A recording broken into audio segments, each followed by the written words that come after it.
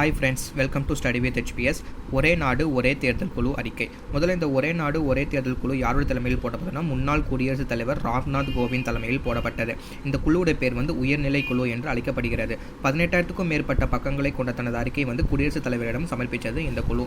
அதில் முக்கியமான அறிக்கை என்னென்னா, பொதுவான வாக்காளர் பட்டியல் மற்றும் வாக்காளர் அடையாள அட்டை தயாரிக்கப்பட வேண்டும். அதுக்கான ஆர்டிக்கல் எது திருத்தம் மேற்கொள்ளப்பட வேண்டும்னா 325 ஆர்டிக்கல் திருத்தம் மேற்கொள்ளப்பட வேண்டும் என்பதை குறிப்பிட்டிருக்காங்க.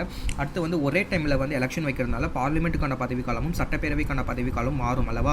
ஸோ அதுலேயும் நம்ம திருத்தம் மேற்கொள்ளப்பட வேண்டும் என்பதற்காக ஆர்டிகல் 83 பார்லிமெண்ட்டுக்கும் ஆர்டிகல் 172 சட்டப்பேரவைக்கும் திருத்தம் மேற்கொள்ளப்பட வேண்டும் என்பதை குறிப்பிட்டிருக்காங்க.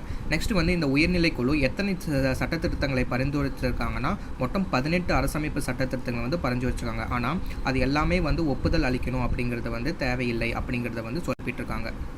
Thank you friends.